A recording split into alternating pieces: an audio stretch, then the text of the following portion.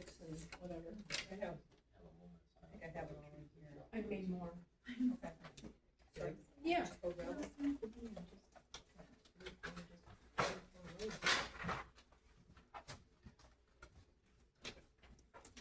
These are AAA. Wrong box. Maybe double? I think so. Which one's done? It's right next to here.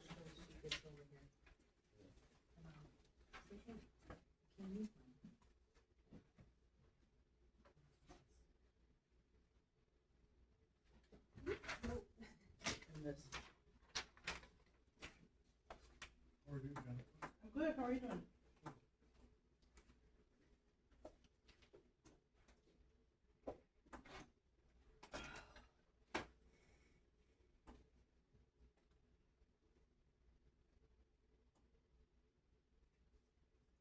Big stack.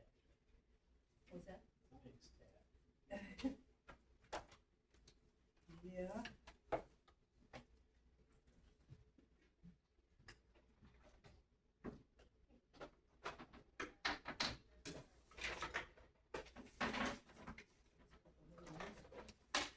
I guess I was having trouble with this one. I turned it on and it was doing all the crackling.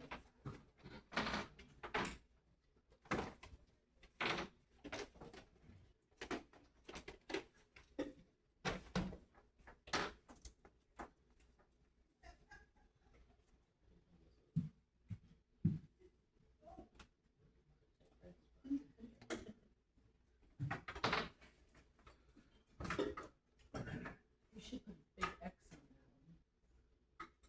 Three batteries in there, I just don't know if it's gonna mean a whole lot, but.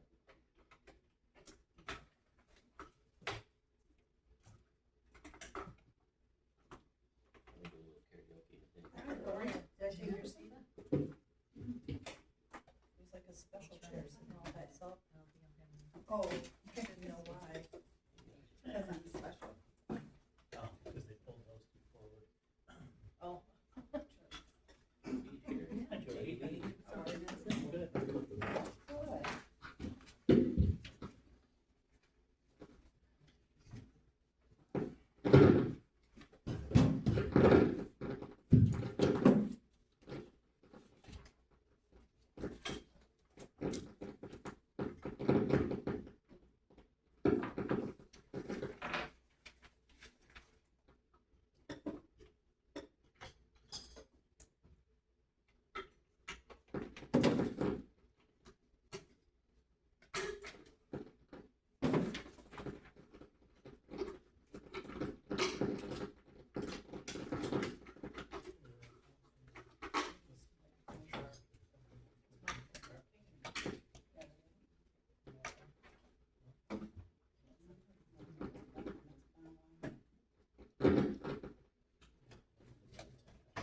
Good. Good.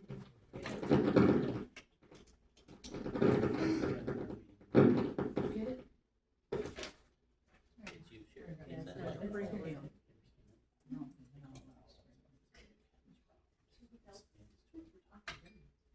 Yeah, I got it. It just was stuck, you know. Tables crooked. Yeah. Yeah. It looks like. What if you got more than one person? We have 16 chairs in there. big shop. Oh, it's been. I mean, I know there's like 4 of them. Yeah, yeah.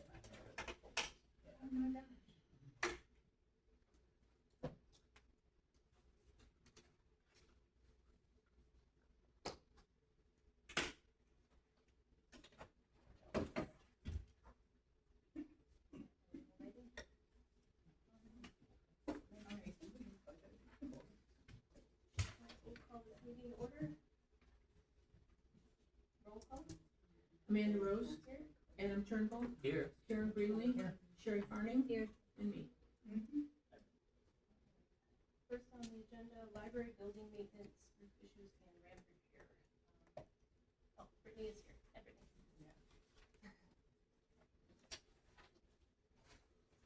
And I know Eric had someone come out and do some stuff with the roof, I don't quite know what, or if it's the gutters, clean gutters, okay, yeah.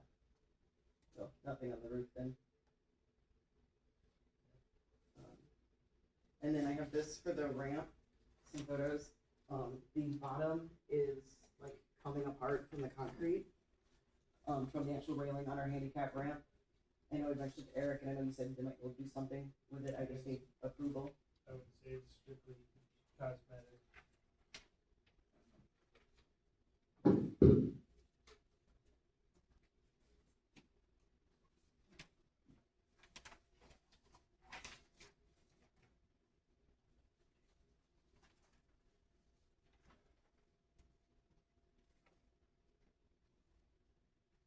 It's hard to tell from the picture. Is it just one post that's completely No, it is rusted? all the posts. Those are all different posts Okay, from all the way up and down. so where is it connected? Like at one end It's, and the other yeah, end? just on the two And then the ends. ones in the middle are Yeah, not all of touching them. anything? Yeah, no ones on the ends too are starting to look pretty rough, but they're at least still in there. Since it's rusted out, I mean, you put concrete flush with the ramp, would it even touch the post anymore? You probably have to cut it flush and have somebody flange it and then anchor it into the concrete.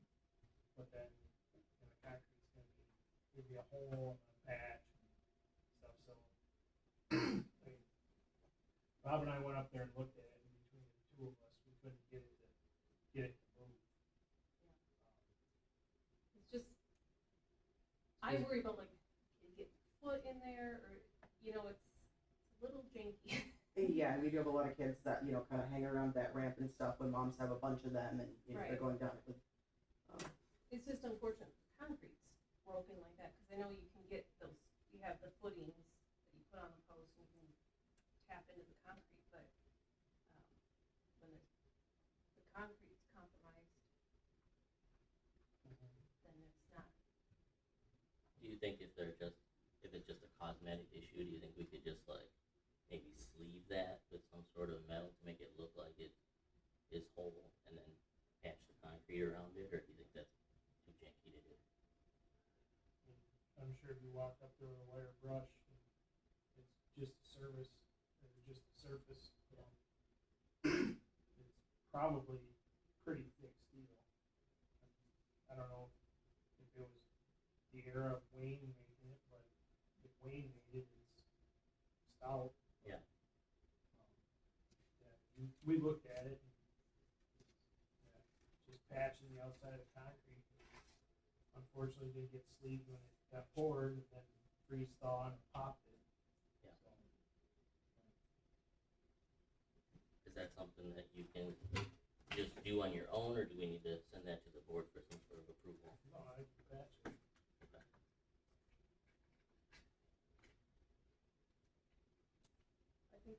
I think the concrete probably at least needs to be patched, and then if we can fix, well, you said wire brush, that's the rust off. I know that probably won't last very long, repaint it, like, maybe we can get a volunteer to do it. We can look and see what it entails. But unfortunately, salt in Wisconsin. Eats everything.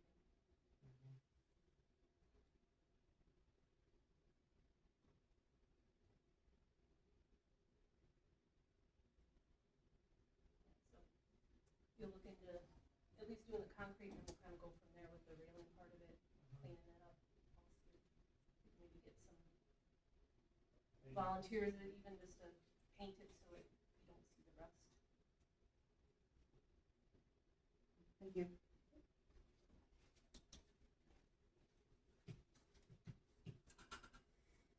Okay, reviewing the tree stump ordinance, or tree/stump ordinance. I know last month we did, I handed out the DNR's worksheet, which kind of asks all the questions. I don't know if you guys all had a chance to look at that, but, Adam put together kind of a proposal of kind of a more clear-cut ordinance, and then some permits if we wanted to allow the terrace, or is that what it's called, terrace planting? Yeah, terrace tree permit. pretty much just took the ordinance that we already have and eliminated the, the paragraph that we talked about the licensing, and everything else is pretty much the same as it was. I just added in about the dealing with terrace trees, which is something that I've talked to several people about. People like the looks of it. We might have to, or we probably should think about developing whether it's an individual property owner thing, or if we even decided to do something like a village thing, with like, because I've seen where villages do, they basically select the trees, select the planting locations, and plant them so that it's uniform, so that we don't have hodgepodge of different trees lining the streets. And I also included a thing about heritage trees. Trees that are 20 inches in diameter or bigger are usually 50 plus years old. Every one of those that gets cut down, we won't see that tree in our lifetime. And so a lot of communities have developed a program, not necessarily to hinder people from cleaning their property, but it's more of a way to show respect to previous generations. And it doesn't outright ban the removal of the trees. It just says if you're going to remove one of these trees, what's going to be the process for replacing it, whether that means you put a tree in, or maybe you give the village a little money to plant a tree somewhere else. So that's all that section talks about. I put in a thing about defining what tree removal is, to make sure that everybody knows if you're going to cut a tree down, it's got to be cut down to the ground, and stumps have to be ground. We're not leaving stick figures all over town. And then I just included a couple things, a couple application examples, and I kind of like you to review those, Eric, and see what you think would work for us and what wouldn't. I mean, I guess, just off the top of my head, like the heritage trees, when I think of heritage tree, I think of like the mustard tree that was the big oak in Delvin. Just because a tree's big and old doesn't, 90% of the trees here are probably big soft maples that are half dead already. They're rotten. I've been trained over the years of my experience to look up, and there's a lot of dead wood in all the trees. So if that's, the difference between a big city that does protect these, there's stipulations on when you trim them, who trims them, how you trim them, so on and so forth. Usually the maples aren't really much that you take care of. Right. It would take a lot to bring all these trees up to snuff. My phone rings every time the wind's over 15 miles an hour. So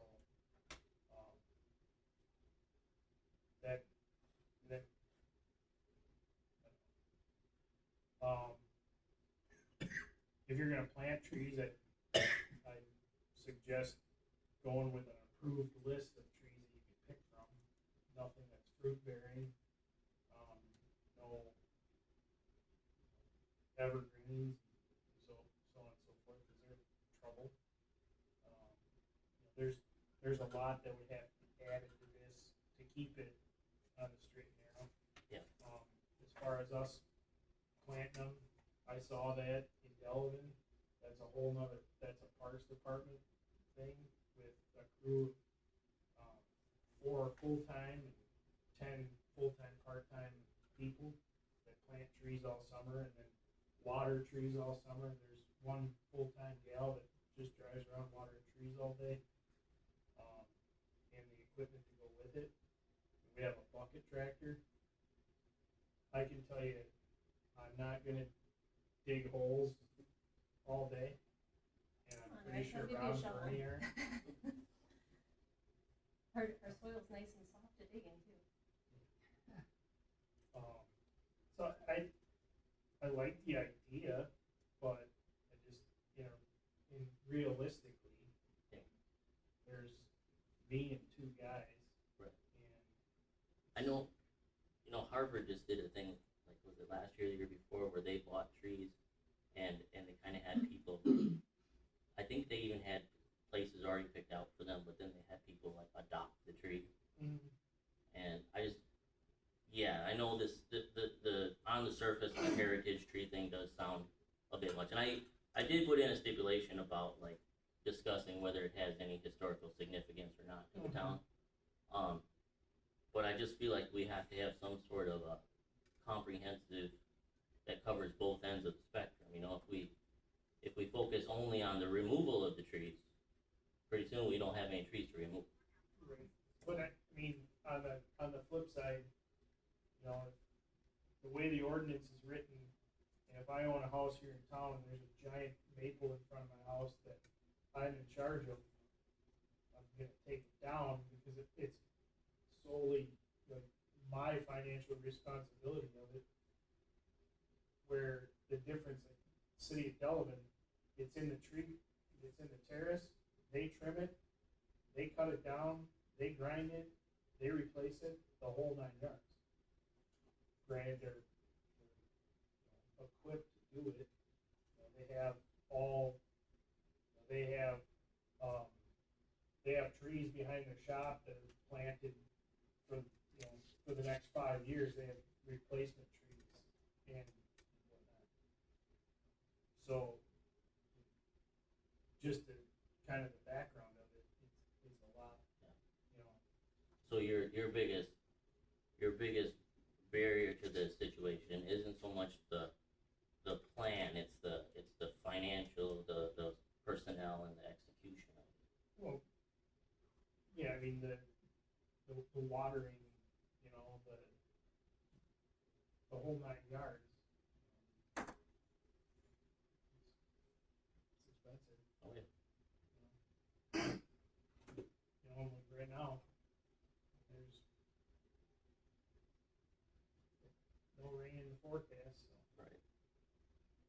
The reason why I drafted this is because I think we as a village are gonna have a very hard time dealing with these stumps if we try to just go at it from a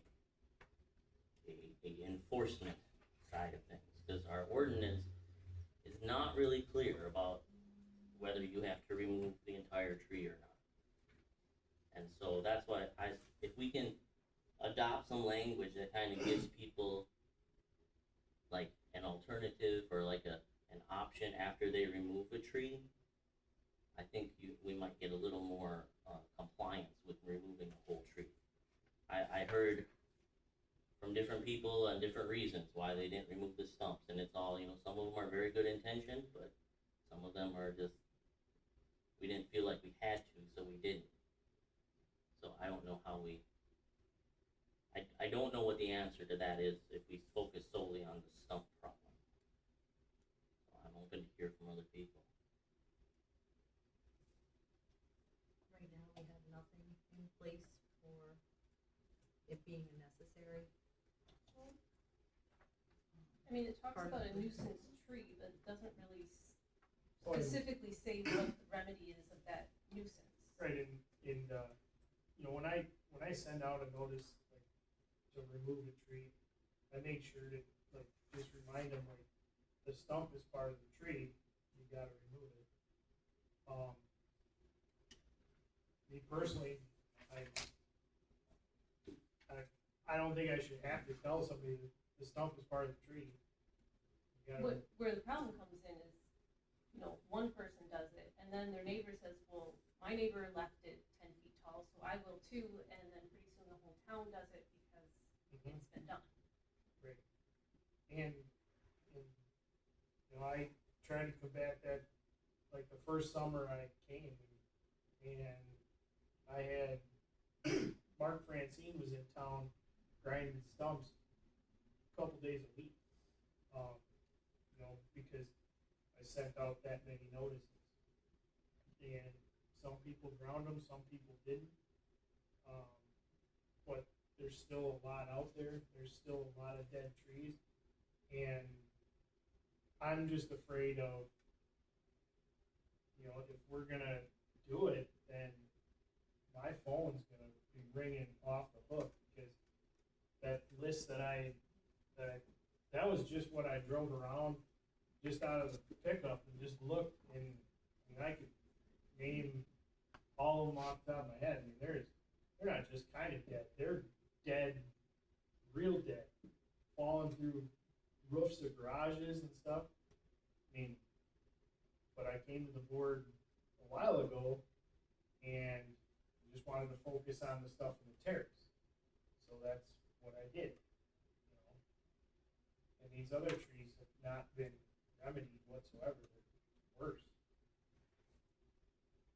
But you're looking at, you know, if it's in a wide open area, you're talking $1,500 to $2,000 just to show up to get it on the ground. And if it's anything that has to be roped,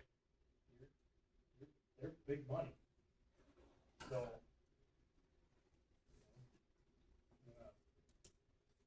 put some people in tight spots.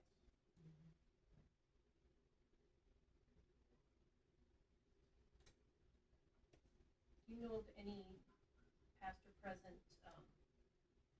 grants? I know you got some money for that one on, is it Ballard, from Alliant, it was by, Power Line? That was just, they would come in and just, Or they did it, yeah, Alliant cut it? they just bombed it down because it had a power line in it, but, and that was just kind of knowing the program that they would do that. But, other than that, I don't believe there's any grants for that kind of So stuff. usually grants for the tree planting, not the taking down. Right, I Is mean- this, like, this problem is kind of twofold. You need to provide assistance for people that have been allowed to have dead trees. Like, it's, I mean, you don't have to, but it's a good gesture to help people, kind of like if they have, lead pipes going in their house, you know, if there's some sort of financial assistance that we can come up with, or some sort of incentive. But then we also need to make sure that our tree ordinance has teeth so that it can be enforced properly. Because if you send out these letters and then people say, well, you know, your ordinance says this here and that there, it makes it more difficult to get things actually enforced. We need to go that route. Half that list of blind guys can tell that the trees are dead. Yeah. You know, I mean. I'm sure, like, I just can't. they probably know they have a dead tree, it's just a matter of, I you know, can't whether it's believe finance or. that their insurance companies will let that fly. That's what boggles me, is driving around, I can't believe an insurance company doesn't. You know, there's some big trees hanging over houses, hanging off of one lot onto another over somebody's, you know, house, garage, or whatever. And I know plenty of people, and I've taken down plenty of trees on the side that had to be taken down for the insurance company, so. How they get insurance is beyond me, but. And,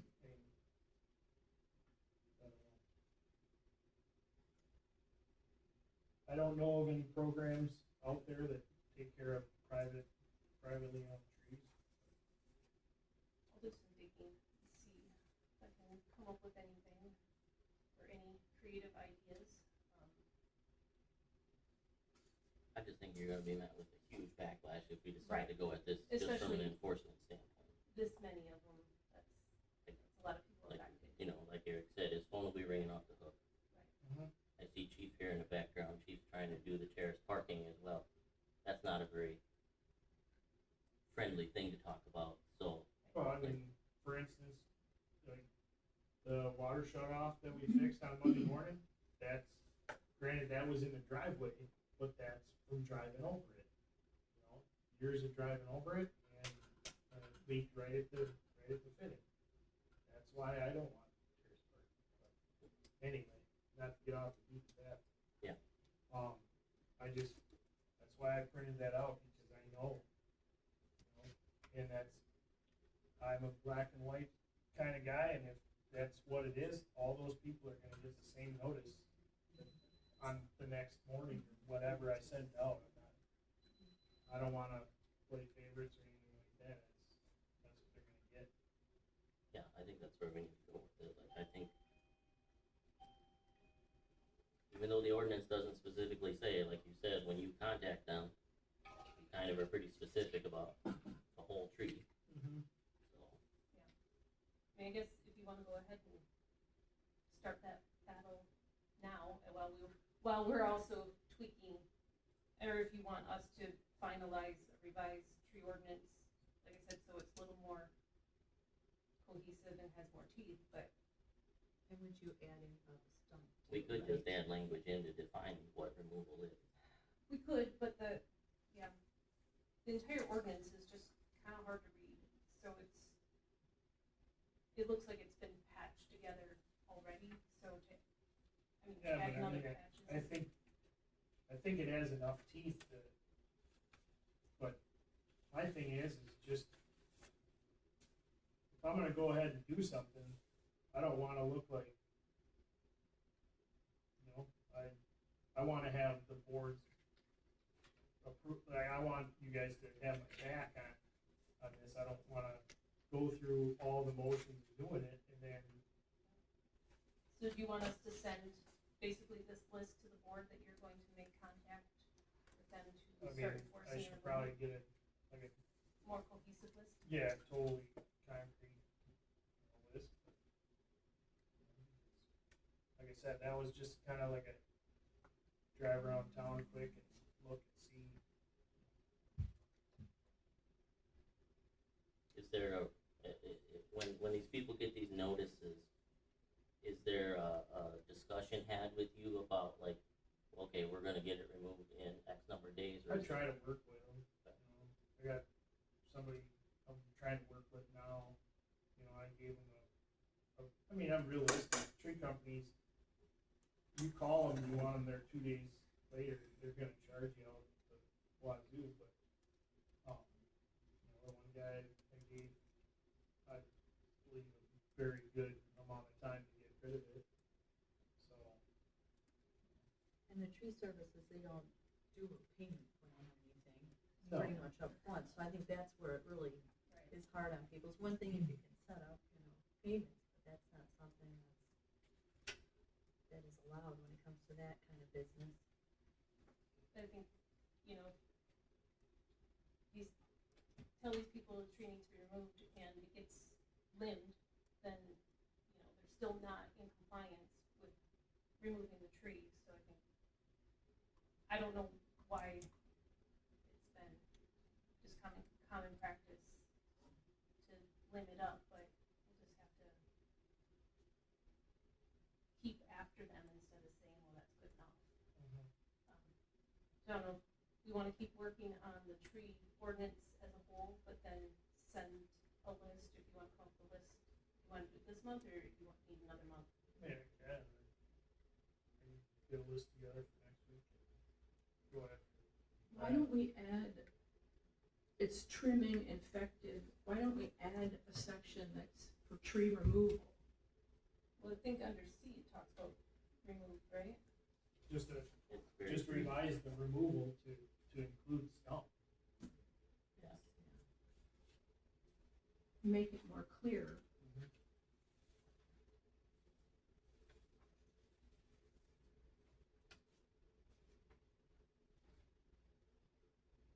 Yeah, I think if you're gonna start enforcement seriously on it, I think that would be a very quick and easy change to add to the ordinance to talk about stump removal as well, and then Eric can send out his letter.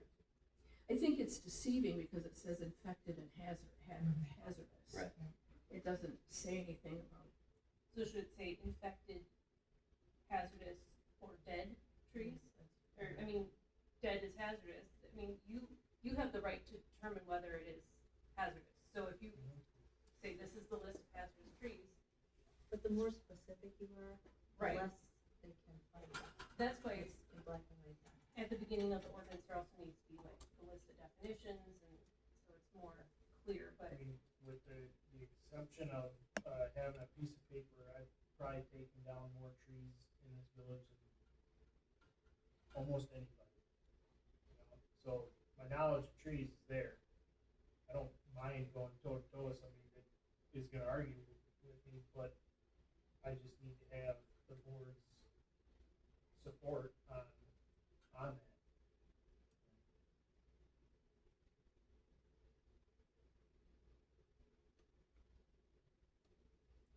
So you think, I think John, you think we need to add anything to Well, the, I'm thinking too that like, somebody just might wanna take a tree down because.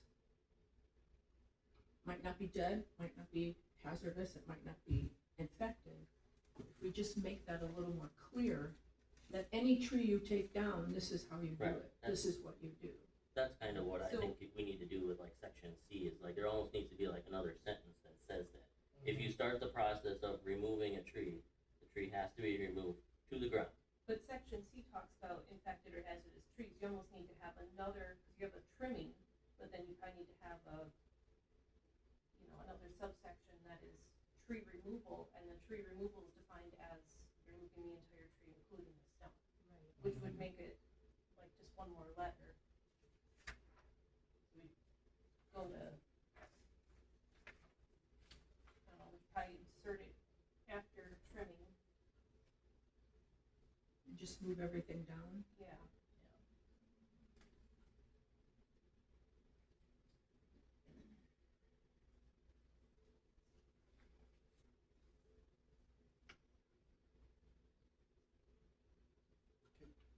Can I make a comment? Would that be acceptable?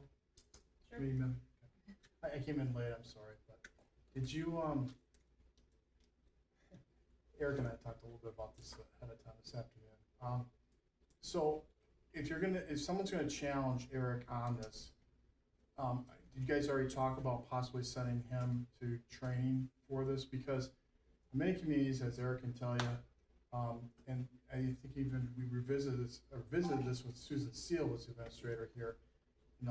Either the village has to probably hire a certified arborist, or you leave it up to Eric, but then you're also setting him up for a problem too, because even though this guy probably has cut more trees than any of us put together here, he really should have some backing by the board to send him to some kind of certified schooling, which I believe is not that expensive and doesn't take that much to get. Am I correct there?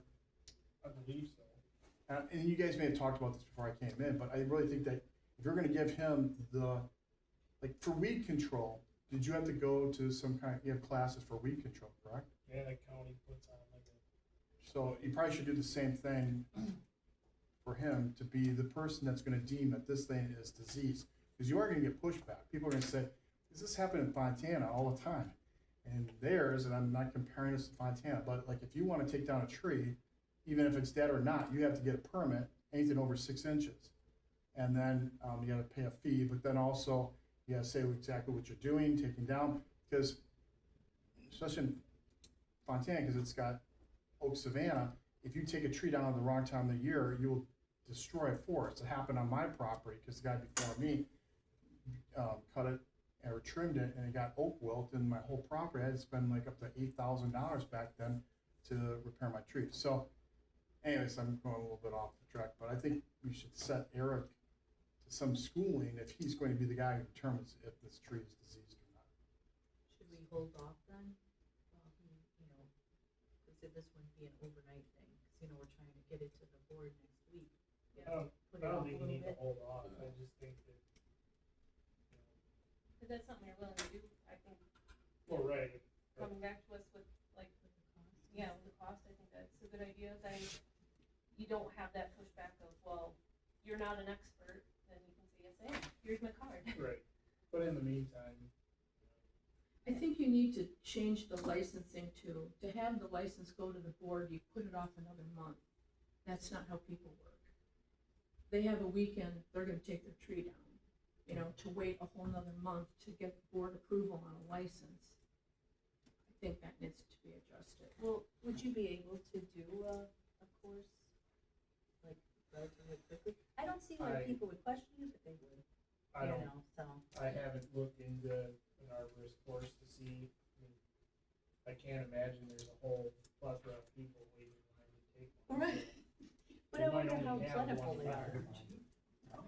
I've never even thought to look into that. I mean, my applicator's license, like, there was like, the whole state of Wisconsin filled half the classroom at that time, so it was like once a year, so, I don't know, I haven't looked into them, let's see when they are and where they are.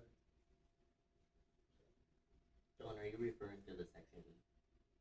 I think last time we talked about it, that we should just kind of strike that out of there because I think it's not been enforced. you know, nobody, Getting a nobody license. coming in is getting a license. And it sounds like the only person who needs to get a license is an actual tree trimmer or a tree cutter. Which there's one of those on every street corner nowadays, it Yeah. used to be, there's a couple, but now they're everywhere.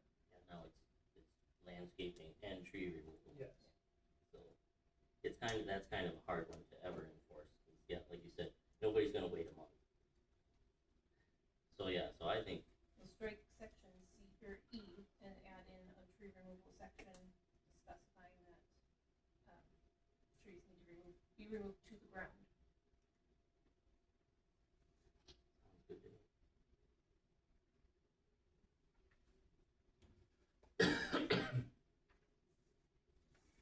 Do we need to make a motion on that to send it to the board, or? Good. Question about the library. When it comes to the paint materials, that would be something that is in that budget. But when it comes to painting that, Eric, when you do that and you get to that painting phase of it, I would do that. I'll help get that, help you with that. I just didn't know. You gotta finish this motion before you lose it. You got a first and a second. I don't have either one. Well, I would like to send this to the board for approval, rewritten too, because we have to rewrite a little bit, we have to add into it. I make a motion. I'll second that motion. Okay, motion's been made and seconded, any more discussion? All in favor, say aye. Aye. Opposed? Motion passes. All right, ethics. So last month, we had a document forwarded to the board about, creating an ethics policy. I don't know. Dawn, do you know who drafted this or where this came from? That one came from Jennifer. So, I think after reviewing, what we have for an ethics, ordinance, it kind of goes through, what the state of Wisconsin talks about as far as ethics. It basically reiterates all of that. I also found Wisconsin has, a bunch of ethics guides. I printed out, or I had Dawn print out all the ones that pertain to local government officials, because they have everything from state officials, state employees, all that sort of thing, but it's ethics.wisconsin.gov that has all that information. This document that we looked at, it would violate First Amendment and civil rights. You can't tell trustees what they can and can't talk about as far as, talking to constituents. And then the special rules for related trustees, you're creating a separate class of people, so you can't separate certain individuals and say that they have to operate in a different way than the rest of the trustees. So I would not recommend going any further with this document, but I think what we have for our ordinance is sufficient. And then I know you put in, Dawn, some social media for employees, and we kind of talked about that when we were in the handbook section last year. But I don't know if that should be under a different agenda item where we specifically talk about employee, social media conduct.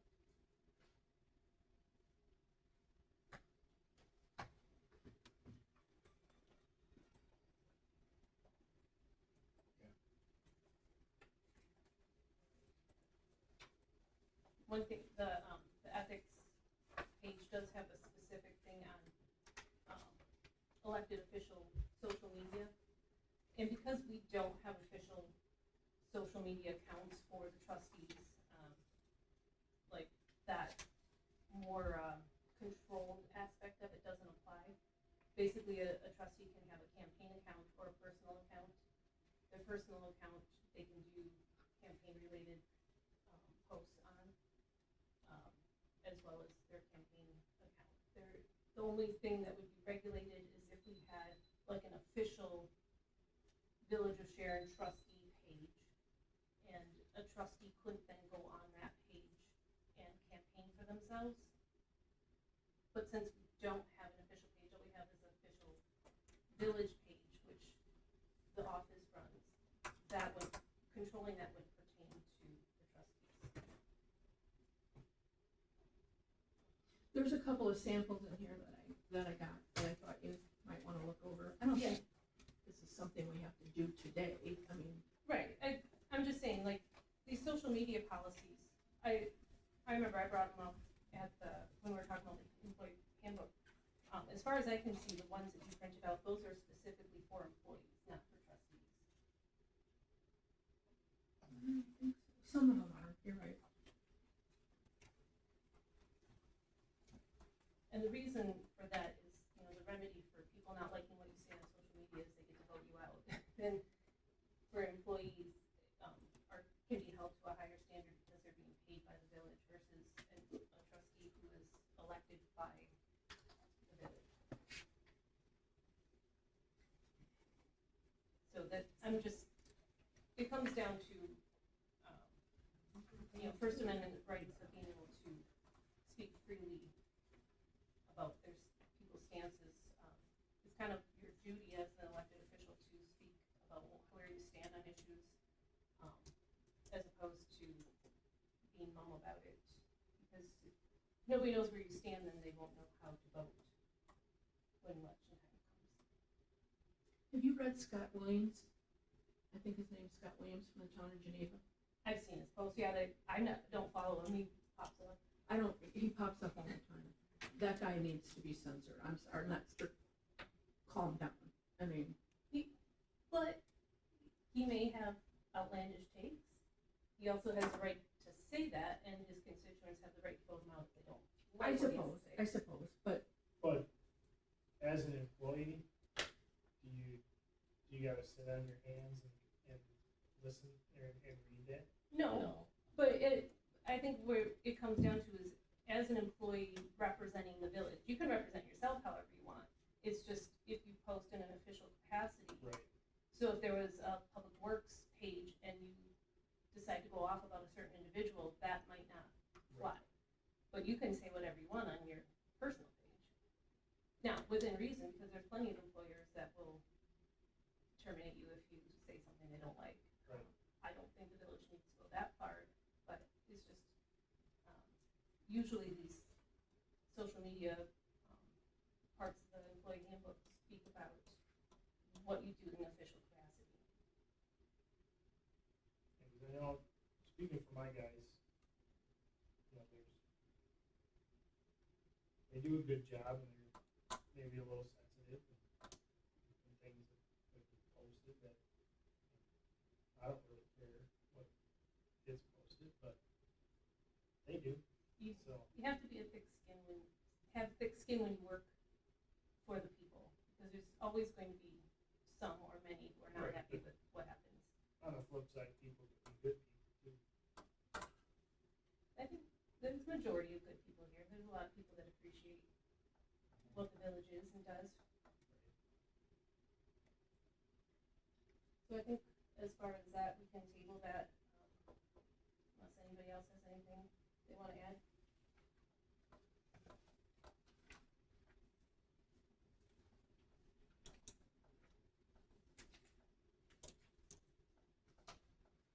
Can I get a motion to adjourn?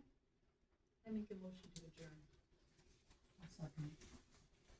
Motion's been made and seconded, all in favor? Aye. All opposed?